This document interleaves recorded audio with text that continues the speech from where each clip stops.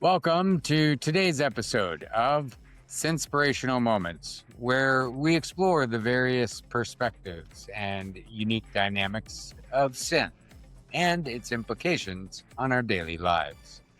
My name is Timothy Baker, and today we will explore on our journey, should I be neutral? Well, neutral gets you nowhere fast, especially if you're driving in a car, unless you're on a hill, but neutral really doesn't get you moving anywhere.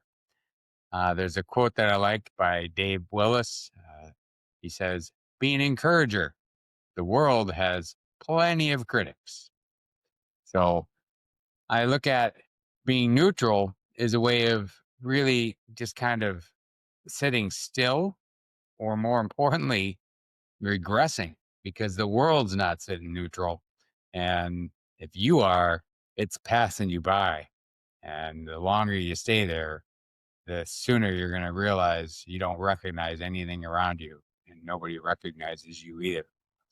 But we do know science shows that encouraging others encourages yourself.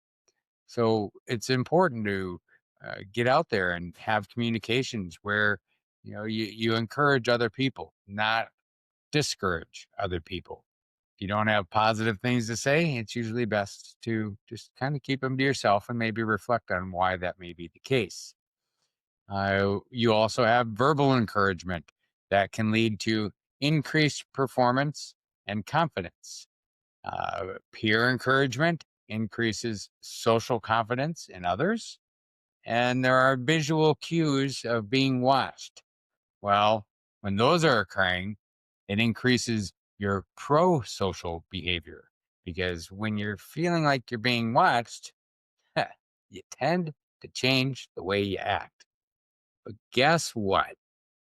You're watched all of the time by God. He knows what we're doing every second of the day. He knows what we're thinking. So it's important to put in positivity into your brain, and positivity will flow out. Now, along with that, social support will reduce the perspective of difficulties. So that's why having others involved and engaged becomes much more likelihood that you will succeed in what you're attempting. And true encouragement of belief increases belief in others. So be honest, be be descriptive and specific, not flattering. Nobody wants to hear how pretty or how nice they are on a daily basis, because ultimately they stop believing you. So focus on the effort and the character of the person. Encourage effort, not outcomes, and model encouragement consistently. The more consistent you are, the more believable it is, and the more likely the impact is felt. And then, more importantly than anything, is be present and pay attention. Nobody likes it when somebody's sitting there talking to someone and they are obviously not in the same room in their head with me. Now, another ripple effect is encouragement multiplies.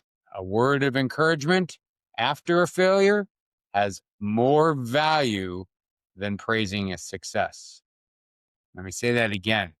Encouragement after a failure has more value than praising a success. Nobody is above or below one another. We're all God's children. We're all going to stumble and fail, but it's a matter of recognizing that we can get back up. And when others recognize it and are proud of you for getting back up, that's really what counts.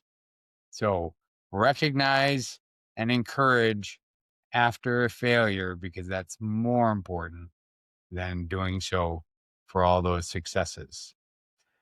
So let's talk about a couple of fire starters that can help you, along with some of the things that I just shared, that science knows about encouragement. Some fire starters that can help you to have the courage to encourage. First, be salty. reflect Christ's love. We are not going to like everything that everyone does. And trust me, not everyone likes everything that I do. I don't really care if they like me or don't like me. I care that I am trying to live the best life that I can live, and I'm doing it in a way that's honoring the person that I revere as God. And with that, that is what I need to show. So be salty and reflect Christ's love and seek Christ in others. So, with that, when you're looking at others, don't look for faults, don't look for blame. Look at them as another beautiful creation that God made. And along with it, when you look at a branch on a tree, not every branch looks or operates the same or even necessarily does the same thing. So, appreciate the uniqueness that person brings to the table. And then, thirdly, talk great about others behind their back. It's called reverse gossiping.